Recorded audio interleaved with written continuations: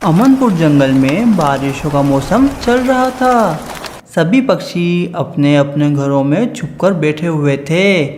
कई दिन से बारिश हो रही थी, जिसके कारण सभी पक्षियों के पास भोजन खत्म हो चुका था। मटकी कौवी का बेटा पोपू अपनी मम्मा से कहता है, मम्मा, मुझे बहुत जोर की भूख लगी है। मैंने सुबह से कुछ नहीं खाया, मुझे खाने को कुछ दो ना। पप्पू बेटा, मैं कई दिनों से बारिश के कारण भोजन लेने नहीं गई, जिसकी वजह से घर में सारा भोजन खत्म हो गया है। मम्मा, मुझे बहुत भूख लगी है, मेरे भूख से पेट में दर्द हो रहा है। पप्पू बेटा, तुम फिक्र मत करो, मैं तुम्हारे लिए करिश्मा आंटी से भोजन ले आती हूँ। ये कहकर मटकी कौवी करिश्मा के पास भोजन लेने चली जाती है। कौन है दरवाजे पर? करिश्मा, दरवाज़ा खोलो, मैं हूँ मटकी। क्या हुआ मटकी? सब ठीक तो है? तुम इतनी तेज बारिश में मेरे घर आई? करिश्मा, मेरे घर में भोजन खत्म हो गया है। पोपू भूख से बेचैन हो रहा है, क्या तुम मुझे थोड़ा सा भोजन दे दोगी? नहीं मटकी, मेरे पास भी भोजन खत्म हो गया है। मेरी टूनी भी भूख के मारे बेचैन हो रही है। मैं बारिश के रुकने का इंतजार कर रही हूँ।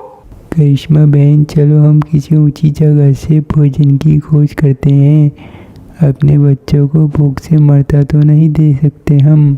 फिर करिश्मा और मटकी कौवी किसी ऊंची जगह पर भोजन की खोज में निकलते हैं।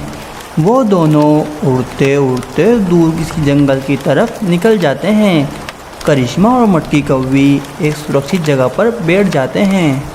करिश्मा बहन, बारिश बहुत तेज़ हो रही है। तेज़ बारिश के कारण मुझसे उड़ा भी नहीं जा रहा। हाँ मटकी, तुम सही कह रही हो। हमें बारिश के कम होने का इंतजार करना होगा। क्योंकि तेज बारिश के कारण हम ठीक से उड़ नहीं पाएंगे। नहीं करिश्मा, हमारे बच्चे घर में अकेले हैं, हमें जल्दी भोजन ढूंढकर घर वापस लौटना होगा। फिर से मटकी और करिश्मा भोजन के लिए उड़ने लगते हैं। तेज़ तूफानी बारिश के कारण मटकी कौवी ठीक से उड़ नहीं पाती और नीचे गिर जाती है। करिश्मा मटकी के पास जाती है और बोलती है, मटकी तुम इधर ही रुको, मैं भोजन लेकर आती हूँ। करिश्मा बहन, तुम अकेले भोजन कैसे तलाश करोगी? मटकी तुम चिंता मत करो, थोड़ी आगे बड़े पहाड़ के पीछे जाती हूँ, वहाँ से मैं ले आती हूँ। फिर करिश्मा अकेले भोजन लेने चली जाती है और मटकी कौवी करिश्मा का इंतज़ार कर रही होती है। थोड़ी देर बाद करिश्मा भोजन ले आती है और मटकी कौवी को साथ लेकर घर की ओर चली आती है।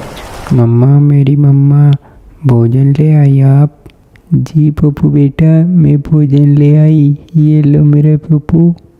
फिर पोपू भी भोजन खा लेता है और सो जाता है और उधर करिश्मा भी टूनी को भोजन दे देती है और वो फिर से हंसी खुशी रहने लगते हैं।